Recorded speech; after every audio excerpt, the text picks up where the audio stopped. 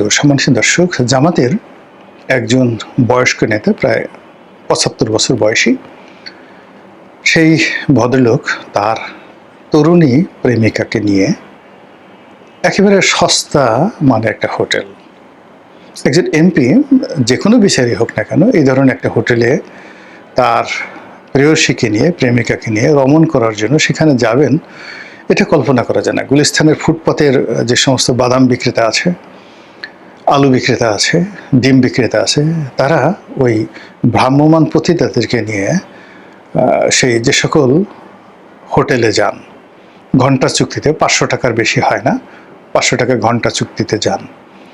ঠিক ওইরকম রুমের যে ধরনের চেহারা স্রোত এই জামাতের যে এমপি সাহেব, তাকে তার যে প্রেমিকা, সেই প্রেমিকাকে নিয়ে বা তার স্ত্রীকে, তথাকথিত স্ত্রীকে নিয়ে যে ভিডিও ফুটেজ এখন ভাইরাল হয়ে গেছে, ওইরকম একটা রুম। মানে আমি অবাক হয়ে যাই যে মানুষের রুচি, তারপরে মানুষের চিন্তা চেতনা, কর্ম, তাদের যে একটা লেভেল কোন পর্যায়ে নামতে পারে। ২ নম্বর হলো যে এখানে অনেকগুলো অডিও ক্লিপ, অনেকগুলো ভিডিও ক্লিপ, এগুলো সব একত্র করলে আপনি কোনো সমাধানে পৌঁছতে পারবেন না। প্রথমত, যদি এই লোকটির পোর্টফোলিও ধরেন, সেই পোর্টফোলিওর সঙ্গে এই মেয়েটির যে বয়স, তার যে পারিবারিক অবস্থা, সামাজিক অবস্থা, এটি যায় না। ২ নম্বরে মেয়েটা একেবারে বাচ্চা মেয়ে, ১৭-১৮ বছরের বাচ্চা মেয়ে, এই মানে এটা একেবারেই যায় না। এর সঙ্গে সম্পর্ক হলো কি করে?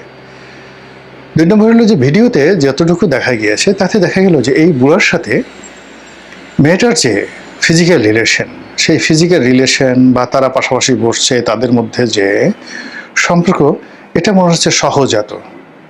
তারা একে অপরকে আদর করছে, একে অপরকে টিটকারি করছে, তারা খুনসুটি করছে এবং খুব সাবলীল।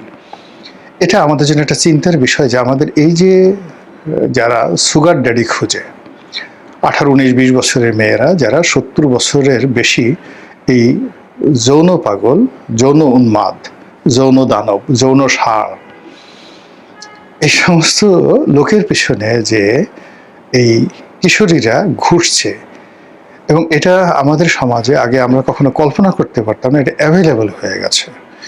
এবং এটা আমরা ধরা পড়েছে হয়তো পুরুষ শক্তিশালী বলে, কিন্তু যে কথাগুলো আমরা শুনছি, যে কাউন্টার ঘটনাগুলো ঘটছে, অর্থাৎ ৮০ বছর, ৭০ বছরের বুড়ি, তার পেছনে এইভাবে ২১-২২ বছরের গ্রাম থেকে উঠে আসা সাধারণ পরিবারের এরকম ছেলেরা এভাবে সুগার মাম্মি, অতৃপ্ত ভাবি, গুলশানের ভাবি, এদের পিছনে এভাবে ঘোরাফেরা করছে। এদের বাসায় যাচ্ছে, বাইরে বিভিন্ন হোটেলে অপকর্ম করছে। এর মধ্যে তো বেশ কয়েকজন এই ধরনের অপকর্ম করতে করতে মানে রীতিমতো ভাইরাল হয়ে পড়েছেন বাংলাদেশে, এতটা অশ্লীলতার পর্যায়ে চলে গেছে। তো এই যে সমাজের যে বিবর্তন, এবং সেখানে কোনো একটা মানুষকে ফাঁসানো, কোনো একটা মানুষকে অপদস্থ করা, সেই অপদস্থ করার হাতিয়ার যখন যৌনাঙ্গ হয়ে যায়, উলঙ্গপনা হয়ে যায়, যৌনতা হয়ে যায়, যেটাকে আমরা সেক্স বলি, তারপরে সেখানে যদি বিকৃত রুচি হয়ে যায়, পারভার্সন হয়ে যায়, তাহলে পুরো সমাজটা মুখ থুবড়ে পড়ে, আল্লাহর গজব সেখানে নাজিল হয়ে যায়। জাস্ট একটা উদাহরণ দিই আপনাদেরকে। আওয়ামী লীগ জমানাতে একটা খুব মহাকেলেঙ্কারি ঘটেছিল। সেটা হলো ওয়েস্টিনে পাপিয়া কাণ্ড। পাপিয়া নামক একটা মেয়ে, যুবলীগের একটা মেয়ে, অনেকটা সেই সিনেমার সর্দান্নির মতো। সে হাতে ছড়ি নিয়ে ওয়েস্টিনের একটা প্রেসিডেন্সিয়াল শুটে বসে বিভিন্ন মেয়েদেরকে ভাড়া করে সেখানে সে রাখত। আর সে সকল মেয়েদের সঙ্গ লাভ করার জন্য আওয়ামী লীগের বড় মন্ত্রী, এমপি, সেক্রেটারি, সরকারের আমলা কামলা, এদের একটা বিরাট গ্রুপ সে ওয়েস্টিনে যেত, এবং সেখানে মদ খেয়ে তারা যে মাতলামোগুলো করত, এবং সেখানে তাদের যে বিকৃত যৌনাচারগুলো হতো, এবং ওই যৌনাচারকে এবং বিকৃত কর্মকাণ্ডকে, যাকে বলা হয়, প্রমোট করে এবং ওইগুলোকে অ্যাসেট বানিয়ে সেই পাপিয়া এবং তার সঙ্গে একটা সিন্ডিকেট ব্যবসা বাণিজ্য থেকে শুরু করে অনেক কিছু করত। এবং সেই ব্যবসাটা একটা দুটো ব্যবসা না, হাজার হাজার কোটি টাকার ব্যবসা। এবং সেই ব্যবসাটার ফলে কি হতো, দেখা গেল যে নূর আলীর মতো মানুষ, মানে যে ওয়েস্টার্নের মালিক, ইন্টারকন্টিনেন্টালের মালিক, এই সমস্ত মালিক এই পাপিয়াদের মতো মেয়েদের সাথে ঘুরত। এবং ওই সময়টাতে আওয়ামী লীগ জমানাতে আপনি দেখবেন কিছু কিছু মানুষের হাতে এই পাপিয়া লেভেলের যারা লোকজন আছে তাদের হাতে এত হাজার হাজার কোটি টাকার ব্যবসা বাণিজ্য চলে আসলো, যেগুলো আপনি মিলাতে পারবেন না। আপনি এসে একজন দেখেন তো, একজন শাহেদ, সে টাউট শাহেদ, কিংবা ধরুন একজন জিকে শামীম, এদের সাথে কি ৩-৪ হাজার কোটি টাকার বা কোনো বড় কোনো ব্যবসার বা শিক্ষার মানে কোনো সংযোগ আছে? How they got the business? কিংবা ধরুন একজন আন্ডার রফিক, কি করে এই পর্যায়ে চলে গেল, কি করে তার সাথে বেনজিরের এত বন্ধুত্ব হয়ে গেল? এইভাবে যখনই দেখবেন যে একটা অসামঞ্জস্যকর, একটা অসাম্য সম্পর্ক, সেটা নারীর সঙ্গে পুরুষের হোক, রাজনীতিবিদের সঙ্গে ব্যবসায়ীদের হোক, সেখানে আপনি দেখবেন যেখানে পারভার্সন অফ সেক্স এটা থাকে, আর সেক্সটাকে ব্যবহার করা হয় যে ইনস্ট্রুমেন্ট হিসেবে। আওয়ামী লীগ জামানাতে বেশ কয়েকজন প্রভাবশালী আমলা, যারা সরকারের সব কিছু নিয়ন্ত্রণ করতো, পুলিশের ধরেন একজন, জাস্ট উদাহরণ হিসেবে দিলাম, আর্মির একজন, তো এদের পেছনে দেখা গেল যে ভারতীয়রা এদের পেছনে এই দেশের সবচেয়ে সুন্দর সুন্দর 4-5 জন নায়িকা মডেল তাদেরকে লাগিয়ে দিল ফুল টাইম। নাম বললাম না, একেবারে বাস্তব। এরা এদের সঙ্গে থাকতো এবং এদের কাছ থেকে যত তথ্য আছে, শেখ হাসিনা সরকারের তথ্য, সব তথ্য তারা রকে দিয়ে দিত। এখন এই যে লোকগুলো, তাদের দুজনেরই ক্যারিয়ার শেষ, এই দুজনেরই জীবন শেষ, যৌবন শেষ, সারা জীবন যে অপকর্ম করেছে সব শেষ এই পারভার্সন অফ সেক্সের কারণে। এবং এই লোকগুলোর উপরে যখন সরকারের খুব বেশি নির্ভরতা চলে এসছে, আবার অর্থনীতি যখন এই লোকগুলো যাদেরকে দিয়ে ব্যবসা করেছে, টেন্ডার করেছে, যাদেরকে দিয়ে দখল বাণিজ্য করেছে, ইকোনমি নিয়ন্ত্রণ করেছে, এবং সরকার যাদের হাতে জিম্মি হয়ে গেছে, তারাও এই পারভার্টেড গ্রুপের মধ্যে। আওয়ামী লীগের যে সকল অলিগার শ্রেণী ছিল, সেই অলিগার শ্রেণীর এই শুরুটা কিন্তু এই পাপিয়া কাণ্ডের এখান থেকে, তার পাশে নায়িকা, গায়িকা, সেক্সুয়াল পারভার্সন এবং নিম্নমানের লোক দিয়ে ব্যবসা বাণিজ্য সবকিছু করে তারপরে সেই টাকার একটা অংশ শীর্ষ নেতাদের মাধ্যমে চলে যেত দেশের বাইরে। ফলে কি হলো দেখেন, দেশ শেষ, দল শেষ, রাজনীতি শেষ। এখন সেই কাজগুলো অতীতে যেভাবে চলেছে 17 বছরে, বর্তমান জমানাতে এসে সেটা আরো বেড়ে গেছে।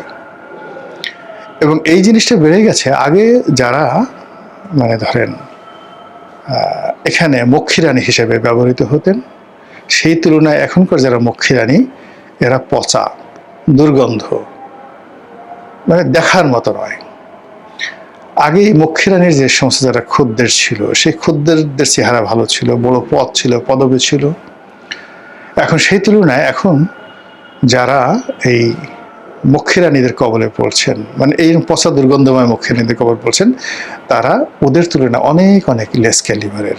কারো বয়স 70, কারো বয়স 75, কারো বয়স 80 বছর হয়ে গেছে, কিচ্ছু করতে পারে না, হাতটা উঠাইতে পারে না, কিন্তু হাতটা নিয়ে তার বুকের উপর রাখলো, এর বিনিময়ে সে দেখা গেল পুরো ঢাকা শহর লিখে দিল। এই কাজগুলো যে শুরু হয়ে গেছে, এটা থামবে না। এর কারণ হলো যে আমাদের এই সমাজে আপনি দেখবেন যে ভালো কাজগুলো বিস্তার লাভ করে না। গোলাপের বাগান বিস্তার লাভ করে না। আপনি একটা গোলাপের চারা লাগালেন, ওখান থেকে শুধুমাত্র গোলাপই বের হবে। কিন্তু আপনি একটা বাগানে দুব্বা ঘাস লাগিয়ে দেন, এটা বিস্তার লাভ করতে থাকবে। তেমনি করোনা বলেন, অন্য ভাইরাস জনিত যে সমস্ত রোগ বলেন, জীবাণু বলেন, সেগুলো কিন্তু বাড়তে থাকে মারাত্মকভাবে। তো সেক্ষেত্রে এই সময়টিতে যে সেক্সুয়াল পারভার্সন বা যে হানি ট্র্যাপের ঘটনা ঘটছে, অর্থাৎ প্রতিপক্ষকে দমন করার জন্য যেভাবে নারী দিয়ে হাত পাতা হচ্ছে, এটা বন্ধ হবে না। আপনি যার জন্য করেছেন সে আবার আপনার জন্য করবে, এটা বাড়তে থাকবে। ২ নম্বর হলো যে ক্ষমতাধর লোকদের, এই যে জামাতের যে লোকটি, এই লোকটির যে পারভার্সনটা আপনি দেখলেন, এই পারভার্সনটা শুধুমাত্র উনি ধরা পড়েছে, কিন্তু এরকম অসংখ্য লোক রাজনীতির বড় বড় পদে আছে, বয়স্ক মানুষ আছে। এদের এই ঘটনাগুলো, মানে যারা, মানে ও তো টুপি পরে আছে, পাজামা পাঞ্জাবি পরে আছে, ওখানে আপনি হয়তো আগে সেই মামুনুল হকের 501 নম্বর রুমকে বিকৃত করে রুম নম্বর দিলে রুম নম্বর 502। কিন্তু আপনি যদি আরও ইন ডিটেলসে যান, দেখবেন অনেক কোট পরা, টাই পরা ভদ্রলোক, এর বয়স 75, কিন্তু এর বয়স 78, 80 বছরের অনেক লোক, যাদের নাতিপুতির বিয়ে হয়ে গেছে, গিয়ে দেখবেন যে তারা এরকম 503, 504, 505 এরকম অসংখ্য রুম বুক করে এই লোক যে কাজগুলো করছে তার সাথে আরও নোংরা কাজগুলো তারা করছে। জাস্ট একটা ছোট্ট উদাহরণ দিই। প্রভাবশালী একজন রাজনীতিবিদ, কোন দলের আমি বলবো না, প্রভাবশালী রাজনীতিবিদ, সে আর এক প্রভাবশালী মহিলা রাজনীতিবিদ, তরুণী, তার মেয়ের বয়সী তরুণী, প্রভাবশালী রাজনীতিবিদ, সুন্দরী, তাকে নিয়ে একটা হোটেলে, 5 স্টার হোটেলে গোসল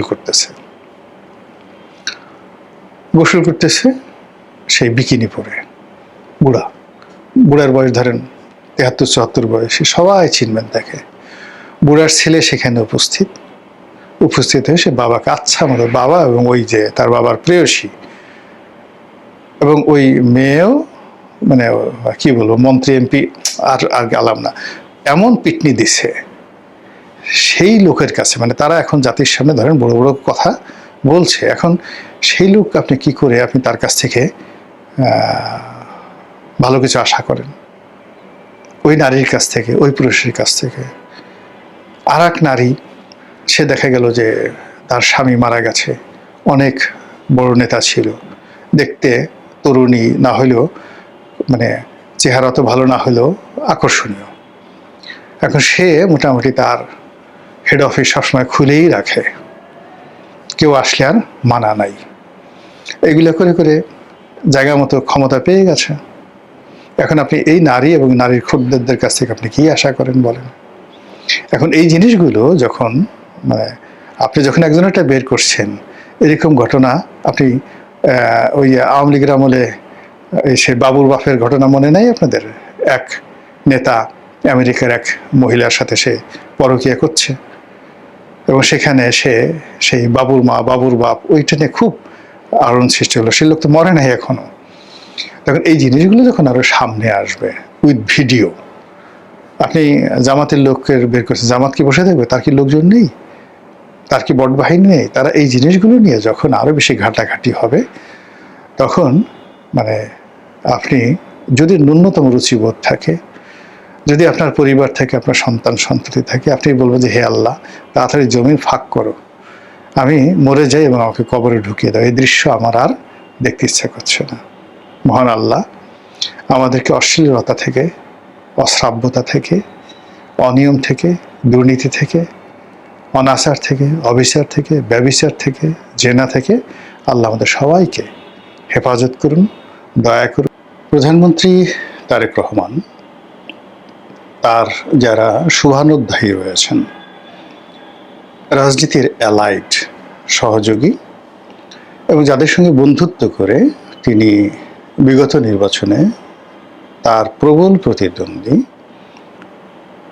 জামাত এবং সহযোগী জোট, তাদেরকে তিনি মোকাবেলা করেছেন এবং ইতিহাসের সবচেয়ে সেরা, সবচেয়ে প্রতিযোগিতামূলক এবং সবচেয়ে বিস্ময়কর একটি নির্বাচন, সেই নির্বাচনের একটা ব্রুট মেজরিটি নিয়ে তিনি ক্ষমতা লাভ করেছেন। তো ক্ষমতা লাভ করার পর নানা রকম সমস্যা দেখা দিচ্ছে। প্রথম সমস্যাটা হলো 17 বছর বা 15 বছর ধরে যারা রাষ্ট্র পরিচালনা করেছেন, সেই শেখ হাসিনা, প্রতিদিন একটা না একটা যন্ত্রণা, আমি আজ আসবো, কাল আসবো, ফাঁসির মঞ্চ রেডি করো, জেলখানা রেডি করো, আবার বলে প্লেন পাঠায় দাও, আবার বলে যে আমি টুস করে ঢুকে পড়বো, আবার তাদের যারা লেসপেন্সার আছে, আওয়ামী লীগের লেসপেন্সার, তাদের মাধ্যমে নানা রকম বলি, মানে জলে স্থলে অন্তরিক্ষে। সেই লেসপেন্সার একবার বলে তাদের নেত্রী সেই বেনাপোল হয়ে আসবে, এবং বেনাপোল হয়ে যখন আসবে তখন স্বয়ং নরেন্দ্র মোদী, অমিত শাহ, তারপর মমতা ব্যানার্জি এবং বর্তমান পশ্চিমবঙ্গের মুখ্যমন্ত্রী সবাই তাকে সেই সীমান্তে নিয়ে আসবেন।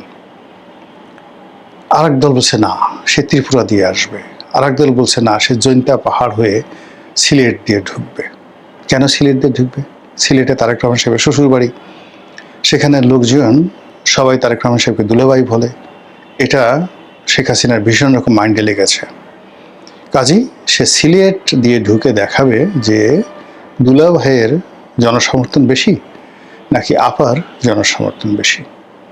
আবার বলছে যে না না, একেবারে ডাইরেক্ট ঢাকা এয়ারপোর্টে চলে আসবে, বিমানবন্দর, এবং তাকে সেলুট দিয়ে নিতে হবে। এখন এগুলো নিয়ে অনেক মানুষ ট্রল করছে, অনেক মানুষ ভয় পাচ্ছে নানা রকম। কিন্তু যাই বলেন না কেন, ক্ষমতার সিংহাসনে যারা বসেন ওটা খুব স্পর্শকাতর। ওখানে কোনো অবস্থাতে স্থির হয়ে কোনো কথা বলা যায় না, তারপরে হম্বিতম্বি দেওয়া যায়, কিন্তু কোনো একটা বিষয়, it is my permanent asset, আমার বাপদাদার সম্পত্তি। জাস্ট লাইক ধরেন আমার একটা বাড়ি আছে, আমার একটা গাড়ি আছে, যেটা আমি ওন করি, ঠিক ওইভাবে ক্ষমতার চেয়ারটিকে আসলে ওন করা যায় না, কিন্তু ভাব দেখাতে হয় যেটা আমারই। তো সেক্ষেত্রে তারেক রহমান সাহেব এই 211 জন বা ব্রুট মেজরিটি নিয়ে তিনি রাষ্ট্র ক্ষমতা লাভ করছেন, কিন্তু এই আওয়ামী লীগের যন্ত্রণায় কোনো অবস্থাতে স্বস্তিতে থাকা যাচ্ছে না। এর বাইরে আবার জামাত যে আসলে বিএনপির সাথে কি করতেছে, সে বিএনপির সাথে কি করছে এটা মানে বিএনপি নেতাকর্মীরা বুঝতে পারছে না। তারা বিএনপি যারা নেতাকর্মী তাদের বক্তব্য, জামাত মুখে মধু অন্তরে বিষ। তারা দেখায় মূলা, ঢোকায় কচু। তারা মানে কি যে করে। এই জন্য তারেক রহমান সাহেব প্রথম দিন থেকে, যেদিন থেকে তিনি আসছেন বাংলাদেশে, একেবারে প্রথম দিন থেকে তিনি বলছেন এরা গুপ্ত গুপ্ত গুপ্ত, এরা গুপ্ত থেকে সব অপকর্ম করে। এবং তার একটা ভয় যে তার আশেপাশে হয়তো গুপ্ত আছে। এমনকি মঞ্চের সামনে যদি কেউ স্লোগান দেয়, সে বেশি স্লোগান দিলে, বেশি লাফালাফি করলে, তারেক ভাই তারেক ভাই, দুলাভাই দুলাভাই এগুলো বললেও তার মনে হয় এর মধ্যে গুপ্ত আছে। তো এটা নিয়ে তিনি আসলে স্বস্তিতে থাকতে পারছেন না। তিনি বিএনপির সঙ্গে, বিএনপির সঙ্গে এনসিপির একটা সম্পর্ক স্থাপন করার জন্য অনেক উদারতা দেখিয়েছেন। তিনি জামাতের আমিরের বাসায় গেছেন, নাহিদের বাসায় গেছেন, তারপরে চরমোনাই পীর সাহেবের বাসায় গেছেন কিনা বলতে পারবো না, তবে তিনি মোটামুটি সবার সঙ্গেই দেখা সাক্ষাৎ, কথাবার্তা, আদর আপ্যায়ন সব কিছু করেছেন, কিন্তু কোনো অবস্থাতে তিনি স্বস্তি পাচ্ছেন না। তো এই অবস্থায় তার কাছে মনে হলো যে যে সমস্ত দলের সঙ্গে তার আজকের দিন পর্যন্ত ভালো সম্পর্ক রয়েছে, এর মধ্যে পার্লামেন্টের বেশ কয়েকটি দল যারা তাদের দলের অস্তিত্ব বিলীন করে তার সঙ্গে যুক্ত হয়েছে, আর 3টি দল যারা তারেক রহমান সাহেবের খুব প্রিয়। একটা হলো জোনায়েদ সাকি, তার একটা দল আছে, আমি দুঃখিত আমার দলের নামটি আমার মনে আসছে না, কিন্তু জোনায়েদ সাকিকে আমি চিনি, সবাই চিনে যেহেতু সে এখন মন্ত্রী। আর বাংলাদেশের অ্যাভারেজ অন্য সবার মতো নয়, সে অনেক লম্বা, তার মুখটা অনেক সুন্দর লম্বা, চুলগুলো মানে অসাধারণ, এবং সে যখন ঘাড় ঝাঁকি দিয়ে প্রেস ক্লাবের সামনে যেভাবে বক্তব্য দিতেন, মনে হতো যে তার শরীর দিয়ে, মুখ দিয়ে, চুল দিয়ে স্ট্যালিন, মাও সেতুন বের হয়ে আসছে। তো সেই মানুষটিকে জনাব তারেক রহমান সাহেব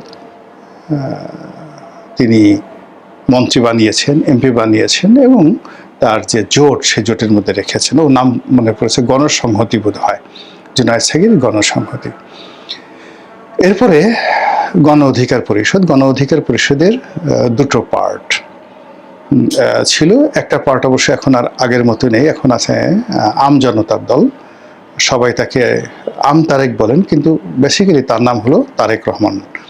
তো তারেক রহমান এখন কে যে তারেক রহমান 2 আর কে যে 1 এটা বলা যাবে না, বাট প্রধানমন্ত্রী হিসেবে তারেক রহমান সাহেব যেভাবে আলোচিত, আবার আমজনতা দলের জনাব তারেক রহমান তিনিও যথেষ্ট আলোচিত।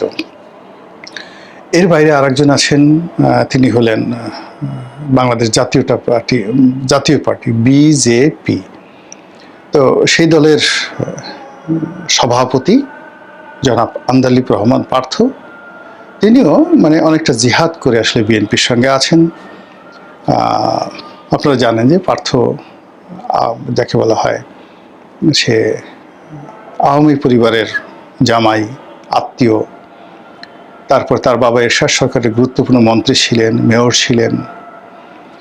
তারপরে তার বাবা বিএনপির সঙ্গে এসে জোট করেছেন এবং বিএনপি তার বাবার সঙ্গে আসলে রহম করেনি, মন্ত্রীও বানাননি। এবং যেভাবে তাদের সঙ্গে কথা হয়েছিল, তিনি তো আসলে এরশাদকে ছেড়ে, জাতীয় পার্টি ছেড়ে আলাদা যে জাতীয় পার্টি করেছিলেন, যা কিনা এরশাদের রাজনীতিকে তছনছ করে দিয়েছিল, এরশাদকে বিপদে ফেলেছিল। তো সেই অর্থে ওই সময় বিএনপির অনেক লাভ হয়েছিল। নাজির রহমান মঞ্জু, পার্থর বাবা যখন বিএনপি জোটে এসেছিলেন, তার অনেক লাভ হয়েছিল। কিন্তু সেই তুলনায় জোটের অন্যান্য শরিকদেরকে যেভাবে বেগম খালেদা জিয়া সম্মানিত করেছেন, সে অনুযায়ী বেচারা মঞ্জু সাহেবকে করেননি। এই জন্য তার মনে অনেক দুঃখ ছিল, কষ্ট ছিল। তো সেই কষ্ট বুকে চেপে জনাব আন্দালিব রহমান পার্থ, তিনি বিএনপির সঙ্গে ছিলেন এবং এখনও আছেন, এবং তিনি তারেক রহমান সাহেবের অ্যাজ এ ভ্যানগার্ড হিসেবে ধরে নেওয়া হয় যে পার্লামেন্টের ভিতরে এবং বাইরে যদি 1 নম্বরে কেউ তারেক রহমান সাহেবকে রিপ্রেজেন্ট করেন, তিনি সালাউদ্দিন সাহেব। এরপরে 2 নম্বরে জনাব আন্দালিব রহমান পার্থ। তো সেই আন্দালিব রহমান পার্থ তিনিও এই অনুষ্ঠানে উপস্থিত ছিলেন। এরপরে রাশেদ এখন বিএনপি নেতা, প্রধানমন্ত্রীর বিশেষ সহকারী সচিবের পদমর্যাদা, কিন্তু তিনি মূলত গণ অধিকারের নেতা তিনি ছিলেন। আর অনেক ছোটোখাটো দলের মধ্যে সেটা হল মাহমুদুর রহমান মান্নার যে দল, এই দলের নামটাও আমার এখন মনে আসছে না, কিন্তু মান্না ভাই এত ফেমাস, তার যে নাগরিক অধিকার, মানে তার নাগরিক অধিকার এই শব্দটির সাথে মাহমুদুর রহমান মান্না তিনি আসলে একটা ইনস্টিটিউশন। তো মান্না ভাইয়ের মনে অনেক দুঃখ। মান্না ভাই অনেক কিছু করেছেন তারেক রহমান সাহেবের জন্য, বিএনপির জন্য, বিএনপির দুঃসময়ে, যেটি বলার মতো না। এবং এটা শুরু হয়েছিল যেখানে আমারও একটা ক্রেডিট ছিল, আমি ঘটনাটা বলেই ফেলি। সেটি হলো যখন বেগম খালেদা জিয়া ছিলেন, যাকে বলা হয় তিনি একেবারে অবরুদ্ধ অবস্থায় ছিলেন এবং তার সঙ্গে কেউ দেখা করছিলেন না। তখন আমি আওয়ামী লীগ করি, কিন্তু বিএনপি সবার সঙ্গে আমার সাথে সম্পর্ক ভালো। তো সেই সময়টাতে বেগম জিয়ার পক্ষ থেকে আমাকে বলা হলো, মানে আমাকে উনি বললেন, রিকোয়েস্ট করলেন যে এই যে কোকো মারা গেলেন, তো কোকো মারা যাওয়ার পরে এখন সেখানে যদি জাতীয় যারা নেতৃবৃন্দ রয়েছেন তারা যদি 2-4 জন এসে দেখা সাক্ষাৎ তার সাথে করেন, তাহলে তার সম্মানটা বাড়ে।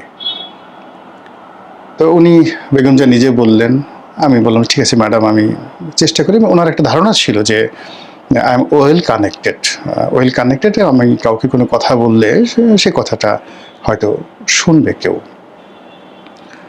তারপর আবার তখন শিমুল বিশ্বাস সাহেবের খুব ক্ষমতা, শিমুল বিশ্বাস সাহেবও আমাকে একই কথা আবার আলাদা টেলিফোন করে বলে যে রনি ভাই আপনি একটু দেখেন, ম্যাডাম বলছেন, ম্যাডাম ডিজায়ার করছেন, আপনি যদি এই কাজটা করেন আমরা খুব কৃতজ্ঞ থাকবো।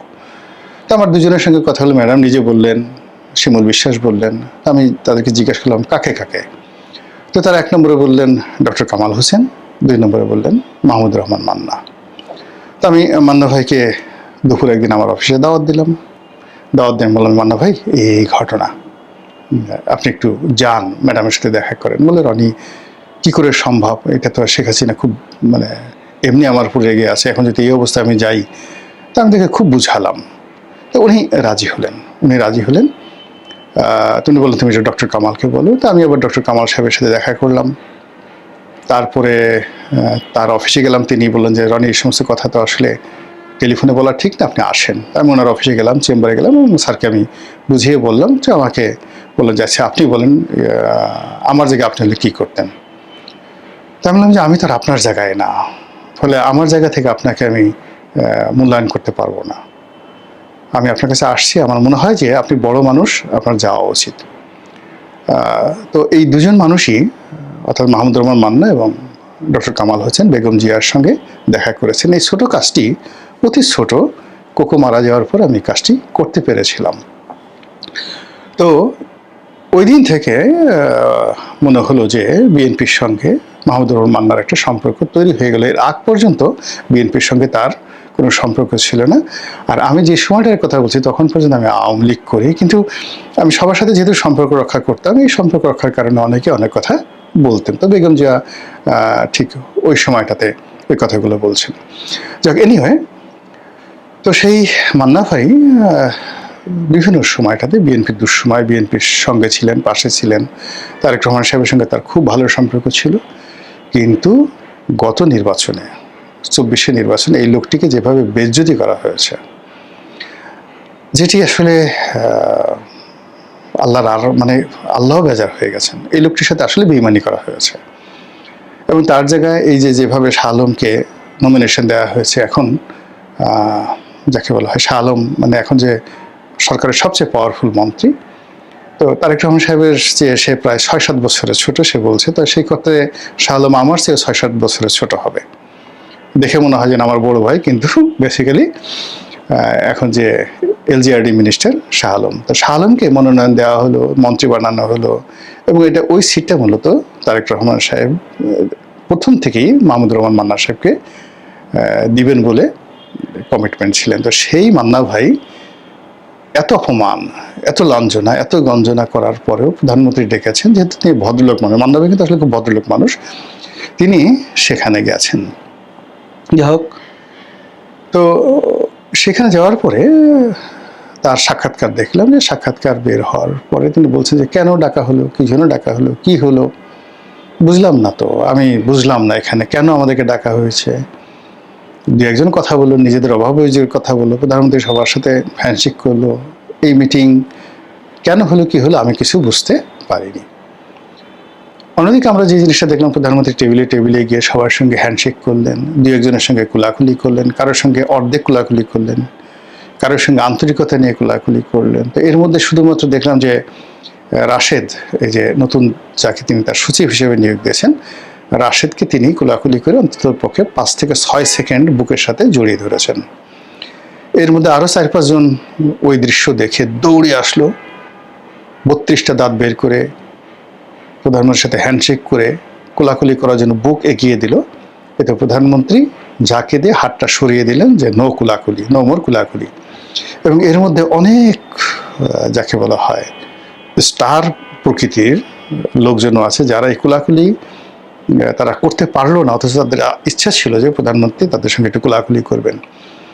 তো এই লোকগুলো কোট পরে আসছে, টাই পরে আসছে, ক্রিম মেখে আসছে, চুলে জেল দিয়ে আসছে, কিন্তু প্রধানমন্ত্রীর সঙ্গে কোলাকুলি না করার কারণে সারা রাত তারা হয়তো ঘুমাতে পারেনি।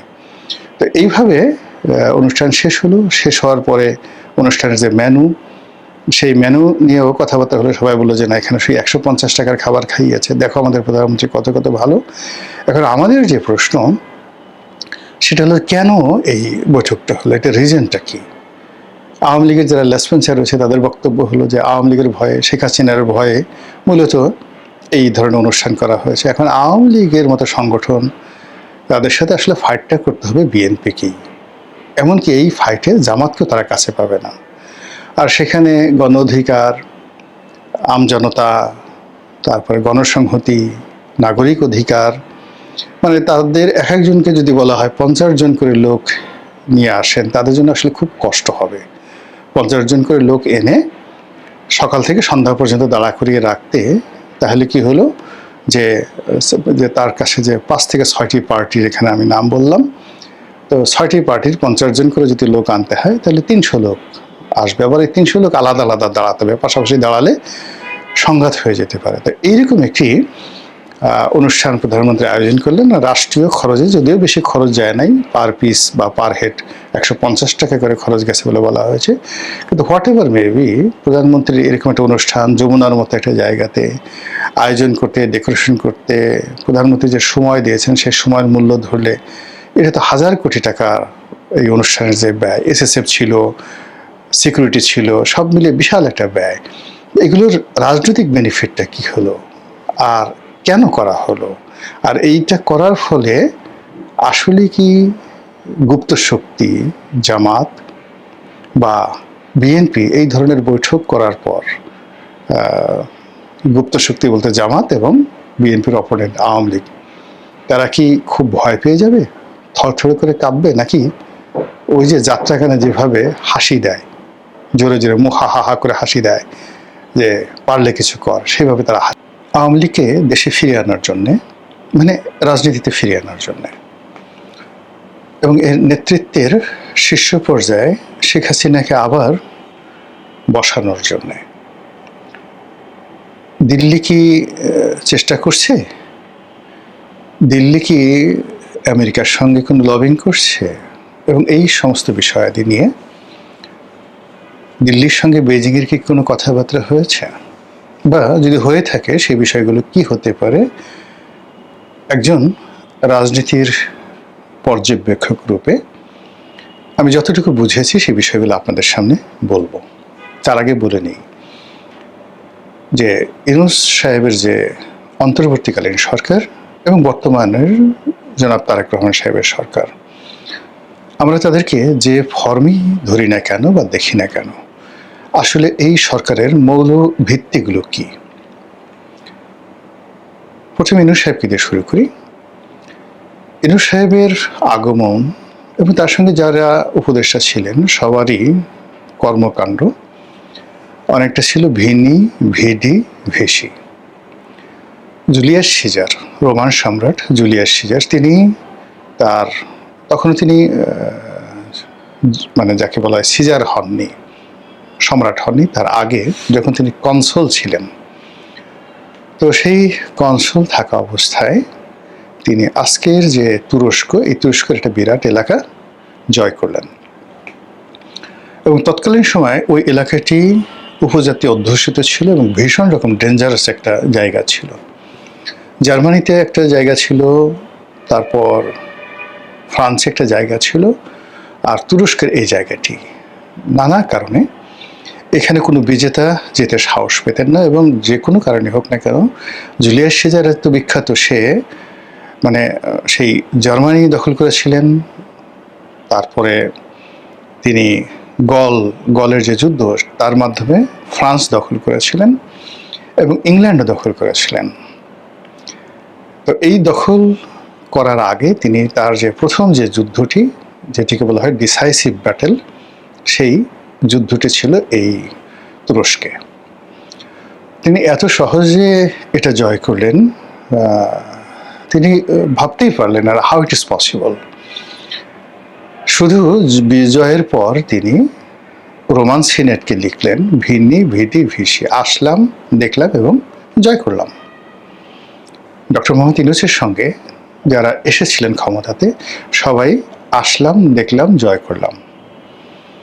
তারা যেভাবে বলতে পারবেন না কেন আসলাম, কিভাবে আসলাম ইত্যাদি, আবার একইভাবে তারা বলতে পারবেন না কেন গেলাম, কিভাবে গেলাম। পুরো জিনিসটি একটা সিস্টেমের মধ্যে জাস্ট দে প্লেড। তাদেরকে একটা জায়গাতে বসানো হয়েছিল, বসার পরে তারা কিছু কর্মপরিধি, তাদের কিছু চিন্তা চেতনা বা তাদের দক্ষতা অভিজ্ঞতা তারা সেই চেয়ারে বসে করার চেষ্টা করেছে, যেটি বলতে গেলে ব্যর্থ হয়েছে। এবং এমন একটা সময় তারা যেতে বাধ্য হয়েছেন, যদি তারা না যেতেন তাহলে তাদের অস্তিত্ব কোন পর্যায়ে থাকতো একমাত্র আরশের মালিক আল্লাহ ছাড়া বলতে পারেন না। আবার একইভাবে যে যাই বলেন না কেন, জুলাই বিপ্লবের পরে জনাব সালাউদ্দিন সাহেবের ফিরে আসা ইন্ডিয়া থেকে একেবারে রাতারাতি, মানে মনে হলো যে জুলাই বিপ্লব হয়েছে আগস্ট মাসের 5 তারিখের পরে, সারা বাংলাদেশে সালাউদ্দিন সাহেবের আসার জন্য, বিএনপির নেতৃত্ব গ্রহণ করার জন্যই বোধহয় তার জন্ম হয়েছে। প্রকৃতি যেভাবে মায়ের পেট থেকে একটি সন্তানকে প্রসব করিয়ে দেয়। প্রকৃতি যেভাবে মাটির যে ঘনত্ব, সেই ঘনত্ব ভেদ করে একটি ধানের চারা বা একটি শস্যের যে যাকে বলা হয় মূল গভীরে চলে যায় এবং একটি শস্যের যে কাণ্ড সেটা উপরে উঠে আসে। একটু গভীরভাবে চিন্তা করুন তো, এটা প্রকৃতি ছাড়া সম্ভব নয়। ছোট্ট একটা আপনি ধরেন বীজ, সেই বীজের এত নরম একটা মূল, প্রথমে মূলটা বের হয় বীজ থেকে, সেই মূলটা মাটির ভিতরে চলে যায়। ওর শক্তিটা পেল কোথায়? মাটি যেভাবে থাকে সেখানে ওই নরম মূল দিয়ে আপনি একটু মূলটা টানায় বের করে আপনি নিজে একটু ওটা ঢোকানোর চেষ্টা করেন তো, হয় না। নিঃসন্দেহে মাটির ভিতরে এমন কিছু মহাকর্ষণ শক্তি রয়েছে, সেই মহাকর্ষণ শক্তি সেই বীজ থেকে যেটা মূল বের হয় সেই মূলকে টানতে থাকে মাটির গভীরে। আদারওয়াইজ মূলের কোনো শক্তি নেই মাটি ভেদ করার। আবার সেই বীজের যে অংশটি মাটি ফুঁড়ে উপরে চলে আসে, সেই আকর্ষণ যদি মহাকাশ থেকে না আসতো, সেই আকর্ষণ জমিনের বাতাস যদি গ্রহণ না করত, জমিনের উপরের ভাগ যদি তাকে সেইভাবে আহ্বান না করতো, কামন কামন, তাহলে ওই নরম যে কাণ্ড,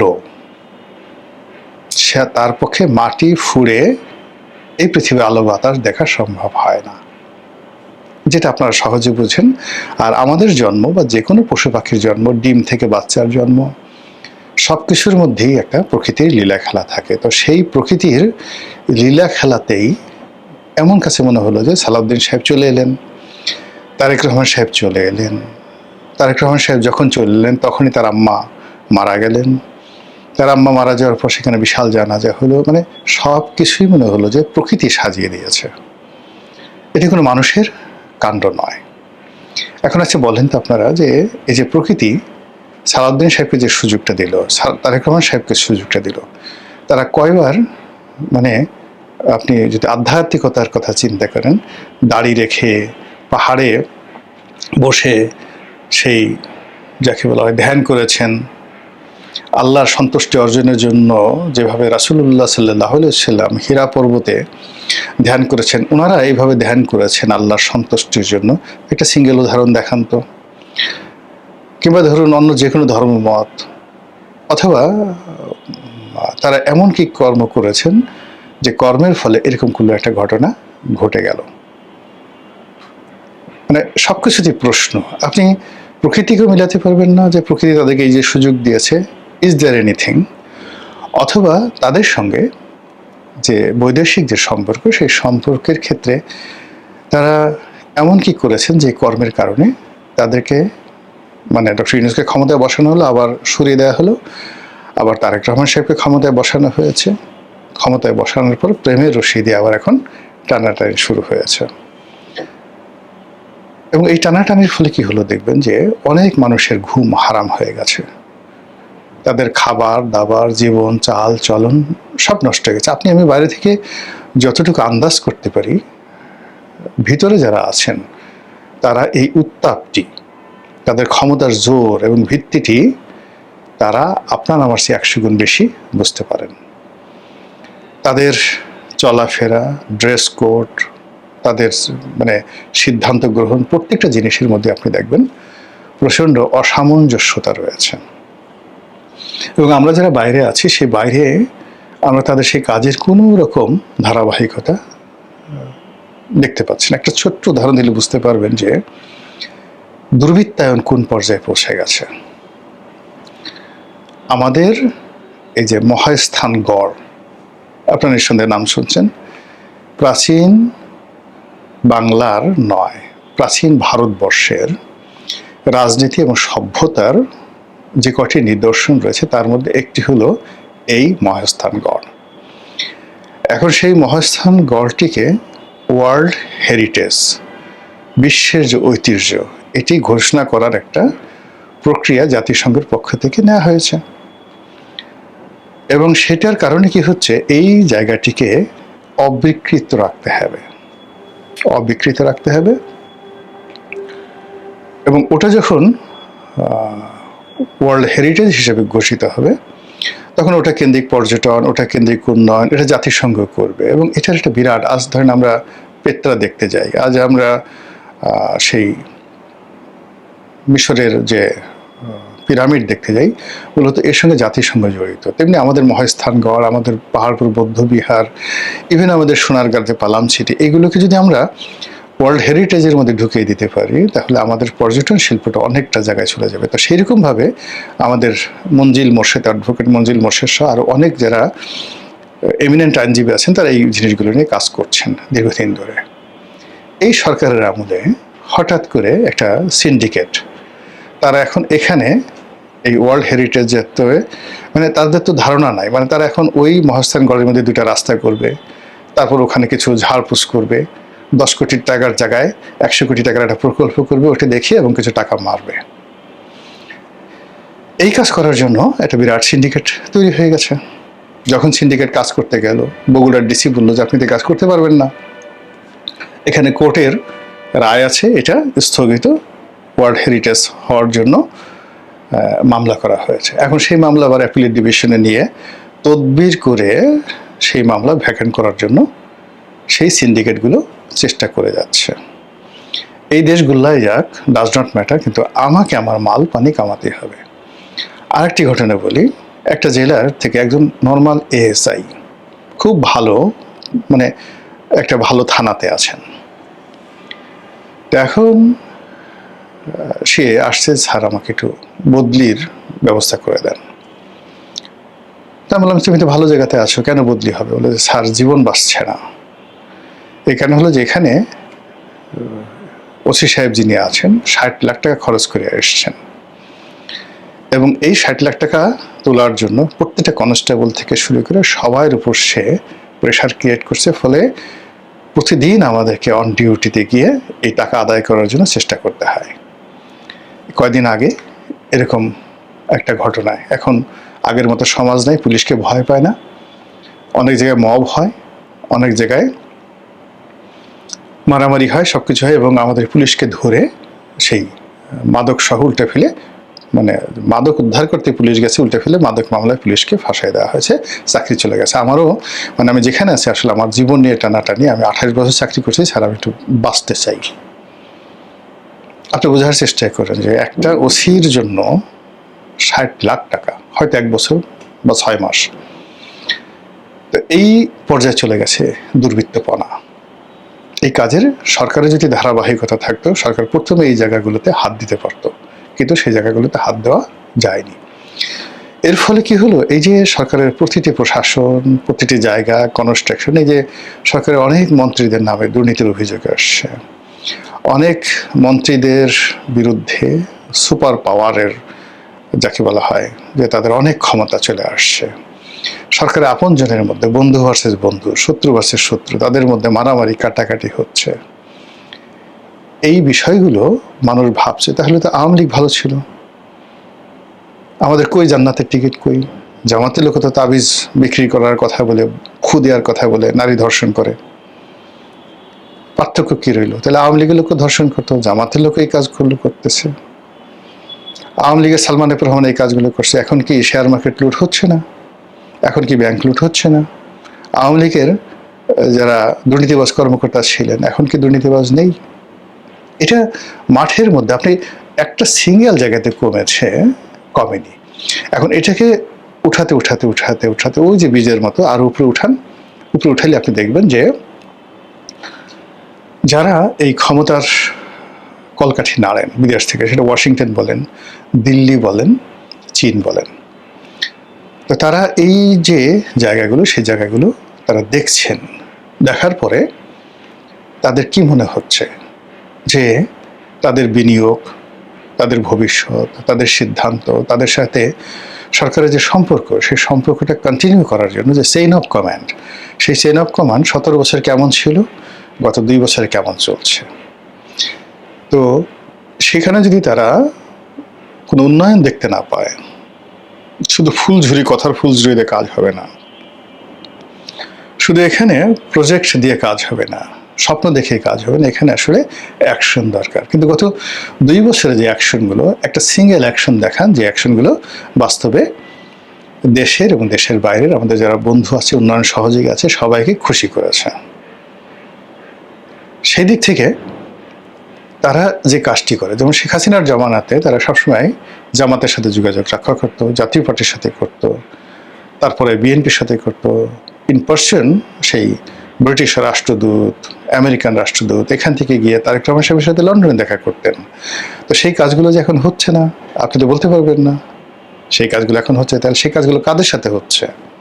নিঃসন্দেহে জাতীয় পার্টির সঙ্গে হচ্ছে, নিঃসন্দেহে এই যে এখন দেখেন জেলখানার একজন ডিআইজি প্রিজন ছিলেন 1/11-এর সময়, মেজর হায়দার, তিনি যে সকল পিলে চমকানোর তথ্য দিচ্ছেন যে জেলখানা থেকে বের করে বেগম খালেদা জিয়াকে কিভাবে বাইরে বৈঠক করতে আনা হতো, কিভাবে তারেক রহমান সাহেবের সাথে অন্যের বৈঠক হতো, কিভাবে শেখ হাসিনার সঙ্গে বৈঠক হতো, সেই কথাগুলো তিনি বলে দিচ্ছেন। তো সেই কাজগুলো যে এখন হচ্ছে না, আপনি কি করে বুঝবেন? এই যে তারেক রহমান সাহেবের প্রতিনিধি দিল্লিতে যাচ্ছেন, অজিত দোভালের সঙ্গে দেখা করছেন, তো অজিত দোভালের বাইরে অন্য কোনো দোভালের সঙ্গে দেখা হচ্ছে না, এটা তো আপনি বলতে পারবেন না। তো পর্দার আড়ালে আসলে পিলে চমকানো অনেকগুলো খেলাধুলা হচ্ছে। আর সেই খেলাধুলা যতক্ষণ না পর্যন্ত, যেটা আমি বক্তব্য শেষ করে ফেলব, যদি রাজনৈতিক দল অর্থাৎ জামাত, বিএনপি তাদের হাতে থাকে, সরকার হিসেবে বিএনপির সরকার, তারেক রহমান সাহেবের সরকার তার হাতে থাকে, তাহলে বিদেশিরা বিষয়টা নাক গলাতে পারবে না। কিন্তু যদি এই ক্ষমতার ট্রান্সফর্ম, কারা থাকবে কারা আসবে, এই সিদ্ধান্তগুলো বিদেশিদের হাতে চলে যায়, তাহলে সঙ্গত কারণে এখানে সামরিক বাহিনী মিডিয়েটর হয়ে যাবে like Pakistan, civil service mediator হয়ে যাবে, মধ্যস্থতাকারী হয়ে যাবে লাইক পাকিস্তান, এবং মিশরের মতো এখানে একটি রাজনৈতিক অভ্যুত্থান, সামরিক অভ্যুত্থান ঘটে যেতে পারে। এবং সেই অর্থে যেমন এখানে ধরুন পাকিস্তানে যখন ইমরান খানকে হটানোর প্রয়োজন হলো, তখন এই চাপের মধ্যে ফেলে 3টি বৃহৎ রাজনৈতিক শক্তি তাদেরকে এক টেবিলে বসানো হলো। এই সেনাবাহিনী বসিয়েছে, সেটা হলো বেনজির ভুট্টোর পিপলস পার্টি, তারপরে নওয়াজ শরীফের মুসলিম লীগ, তারপরে আবার নওয়াজ শরীফ মুসলিম লীগের 2টো গ্রুপ ছিল, নওয়াজ শরীফের মেয়ে এবং নওয়াজ শরীফের ভাই, এখন যিনি শাহবাজ শরীফ আছেন, তাদেরকে বসানো হলো। আরেকজন যেমন বাংলাদেশের জামাতের মতো এরকম প্রভাবশালী, ওখানে জামাত না, তাকে বলা হয় মাওলানা ফজলুর রহমান ওরফে ডিজেল মাওলানা, তাকেও, যিনি একসময় ইমরান খানের ঘনিষ্ঠ ছিলেন, তাকে ইমরান খান থেকে সরিয়ে এনে এখানে বসানো হলো, এবং সেই সরকার এখন সেখানে চলছে। কাজেই শেখ হাসিনাকে নিয়ে বেইজিং, দিল্লি এবং আমেরিকায় যে কোন লেভেলে খেলা চলছে, আশা করি সরকারের যারা কর্তা ব্যক্তি তারা বুঝবেন যে তারা যখন ক্ষমতার বাইরে ছিলেন তাদের সঙ্গে যেভাবে এই বিদেশি শক্তিগুলো খেলেছে, তার চেয়ে 100 গুণ বেশি আগ্রহ নিয়ে, উৎসাহ নিয়ে এখন তারা আওয়ামী লীগ এবং শেখ হাসিনার সঙ্গে খেলছে। আর সেই খেলায় কে কাকে গোল দেয় সেটি এখন দেখার বিষয়। মহান আল্লাহ